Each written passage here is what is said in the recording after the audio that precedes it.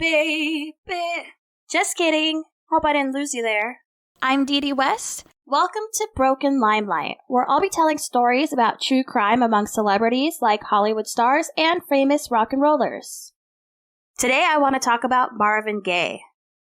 Marvin Gaye is known for some of the greatest Motown hits of all time, such as Let's Get It On, Heard It Through the Grapevine, Sexual Healing, and quite a few others. Marvin Gaye has earned the titles of the Prince of Motown and the Prince of Soul.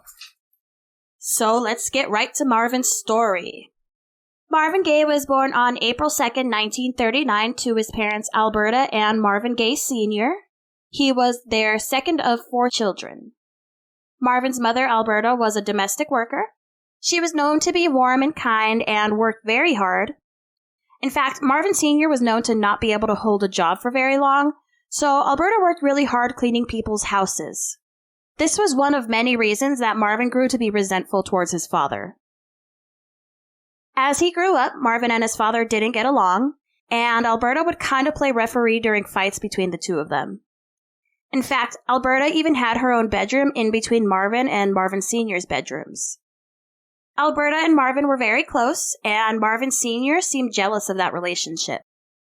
Marvin Sr. was a preacher who believed in discipline. He was also a known cross-dresser, and everyone in the neighborhood knew about it.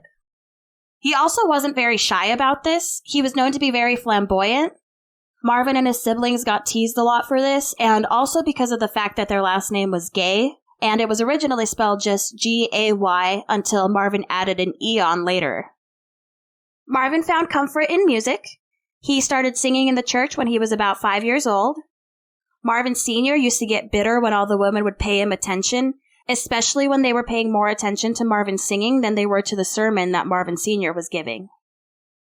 By the time Marvin was 7, his father was whipping him regularly. Once again, he found salvation in music. By his late teens, he was singing for money. His father hated it. He called it the devil's music. His mother, on the other hand, always supported him. She was like his symbol of unconditional love. Marvin's antagonism towards the government started at an early age. By 15, Marvin grew restless. He developed a skepticism about his society, and he became very aware of his city and the racial discrimination surrounding him, and he started to rebel against society. He started refusing to pay taxes. During Marvin's teenage years, his father would kick him out of the house often. Marvin decided to join the Air Force. He was kind of ashamed because he didn't finish high school, and he thought the Air Force would be an easy way out. It was not. Marvin found himself struggling with authority, and after 8 or 9 months, he decided to pretend he was crazy so that he could go home. He said that the only good part about being in the Air Force is that he finally got laid. He went to some crummy old building that had about 4 prostitutes for like 2,000 men, and he said that when it was finally his turn, the prostitute rushed through the job. This was Marvin's first time, and he felt kind of betrayed by this experience. He would actually struggle a lot with his sexuality and feelings of inadequacy. He himself said that his own sexual technique left a lot to be desired. He was shy about all the attention he got from his female fans, and that just turned his fans on more. He didn't know what to do with all the attention, but he knew that he had to keep up this image of the ultimate lover. Eventually, women would start throwing themselves at him, and he couldn't say no to them. At first, it would be just one girl, and then he would start having threesomes and foursomes, and eventually it was like, how many women can one man please? He was a little bit intimidated by his brother Frankie, though. Frankie had a beautiful singing voice and was really good with getting ladies. Marvin was quoted as saying, "Not only was his sexual apparatus a lot larger than mine, he also had a very good voice. His size worried me, and there was no telling how big his talent might be." Marvin's bandmates would ask him to let Frankie sing, and he always rejected the idea, like he was afraid that Frankie would outsing him. This put a subtle tension between them. After Marvin left the Air Force, he was forced to go back home to his parents' house, but he wasn't ready to face his father. He felt like a huge failure for leaving the Air Force, so he avoided his father and tried to crash on his friends' couches, and eventually it became clear to him that he had to start singing for money. In the meantime, He would stop back at his parents' house for a day or two and grab some clothes and food and see his mom. Him and his father would avoid each other. Marvin didn't want to see his father, and his father didn't want to see him. In 1960, Marvin gets in touch with Berry Gordy, who is the head of Motown Records, and Berry signed Marvin. In 1963, Marvin married Berry's sister, Anna. She was 17 years older than Marvin and was said to be like a mother figure to him. Everyone speculated that Marvin was just with her to get ahead in his career, and that wasn't untrue, but Marvin did really love her. Anna and Berry were two people who always believed in Marvin, and Marvin appreciated that. In 1966, Marvin started hooking up with Anna's 17-year-old niece, Denise Gordy, and apparently got her pregnant. As it turns out, Anna couldn't get pregnant, so Denise gave the baby to her Aunt Anna and Uncle Marvin, and it seems that there was no real problem here. Everyone was happy. Marvin and Anna wanted a baby, and Denise had one that she was happy to give up. So Marvin and Anna adopted the baby and named him Marvin Gaye III. Marvin and Anna did their best to keep quiet about the identity of the baby's biological parents, but that secret did get out around 1985. Marvin was pretty successful at Motown Records, but he did have to put in a lot of effort to get the producers to listen to him. He was signed with them, but they didn't want to release Heard It Through the Grapevine, and they originally shelved it. Eventually, they decided to recut it and have Gladys Knight and the Pips record it, and that was a hit. So they released Marvin's version in 1968, and it quickly outsold Gladys Knight at over 4 million copies sold. And that became one of Motown's greatest hits. That success gave Marvin the freedom to write the songs that would make him a superstar. In the early 70s, the Vietnam War was at its height, and Marvin had this new creative control, so he decided to write the concept album, What's Going On. He took inspiration from the war and dedicated the album to his brother Frankie, who had fought in the war. Marvin thought it was a masterpiece. He was delving into a message about poverty, racism, and war. But once again, Berry Gordy hated it. Berry wanted upbeat, dancey music, so Marvin refused to record anything else until they released What's Going On. And they did in 1972, and of course, it was a success. So now we're in the early 70s, and Marvin is immersed in the LA music scene. It doesn't take long for Marvin to become addicted to cocaine. At first, he was just using a little bit, snorting it here and there. It wasn't long before he was freebasing it and out of control. Everyone around him noticed how he became irritable and paranoid. His marriage with Anna Gordy fell apart, but before the marriage fell apart, he started hooking up with 16-year-old Janice Hunter. Janice and Marvin met while Marvin was recording Let's Get It On, which was a tribute to his sexual freedom. Janice's mother was dating one of Marvin's producers, so one day she brought Janice in to watch Marvin record. Afterwards, Marvin took her to dinner and bribed the waiter with a $20 bill to serve Janice cocktails. He then brought her to his home, and they had sex for the first time. Janice actually wrote a book called After the Dance, My Life with Marvin Gaye, and in it, she tells a story of them hanging out and getting high with another couple, and how the other couple is clearly sizing her up for an orgy. Marvin basically volunteers her, and he doesn't participate himself, but he acts kind of like a ringleader and just enjoys watching. And again, Janice is only 17 at the time, and she's eager to please him. But afterwards, she tells him that she wasn't into it, and he goes on to tell her how he really felt about it. He says, "To watch purity turn into perversity is a fascinating thing. You were once an angel, but now you have fallen. And yes, I do admit, it is exciting to watch you fall." They would go on to get married and have 2 kids. Marvin's drug use increased, and he became more and more violent.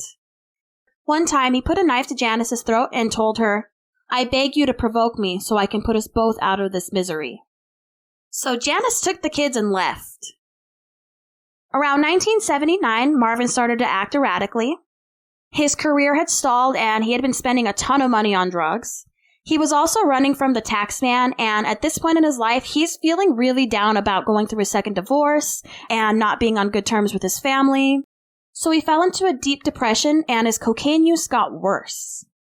He went to live out of a van in Hawaii for a while to kind of hide out. Marvin started getting really paranoid around this time, saying that people were trying to kill him. After living in Hawaii for a while, Marvin's really in debt and is forced to get back on stage. But the tour they had planned ended in a big scandal after Marvin decided not to show up to a show in Britain where Prince Margaret had been in the audience waiting hours to see him. So he decided to hide out again after that, and this time in Belgium. He's in Belgium for a long time, and eventually he writes Sexual Healing, and with the success of that song, he moves back to LA. Marvin gets back on stage, but his paranoia is increasing, and he starts insisting on having his brother stand next to him at all times as a decoy in case anyone tries to kill him. Marvin's sister, Jean, actually says that Marvin moved back because he thought Janice's stepdad was going to kill him because he had beat on her. Needless to say, he's becoming paranoid of everyone around him. He even accused his own brother Frankie of trying to kill him. Marvin starts carrying a .38 pistol with him at all times. In 1983, Marvin gave his father a gun to help protect him. At one point, Marvin had bought his family a big house in LA, and Frankie lived next door with his wife, Irene. Marvin started getting really paranoid, and on one occasion, Marvin and Frankie got into an argument, and Marvin started shouting that he needed his gun and to get him his gun right now. So Frankie's wife, Irene, seeing how upset Marvin was, went and got the gun, and she took all the bullets out before handing it over to Marvin. Marvin immediately checks it and sees that the bullets are missing, and he starts freaking out, accusing Frankie of being against him. Marvin's relationship with his father only worsened over the years. Marvin Sr. was resentful of the fact that Marvin was successful and that he was able to buy the family a home. It was also because of Marvin that Alberta was able to stop working. It was like there was a constant struggle of who was the real head of the family. In 1983, Marvin Sr. went back to Washington, D.C. to fix up an old house. Marvin took this opportunity to go back home. It was said that the house was really peaceful during this time. On one hand, Marvin was really happy that his father wasn't around. On the other hand, he was really upset with his father because Alberta had to have surgery and Marvin Sr. just up and left. So Marvin stuck around to be there for her. Eventually, Marvin Sr. came back like nothing happened. The energy quickly shifted and the environment in the home became really hostile again. So much so that Marvin's sister Jean decided to move out because she could sense the trouble and wanted no part in it.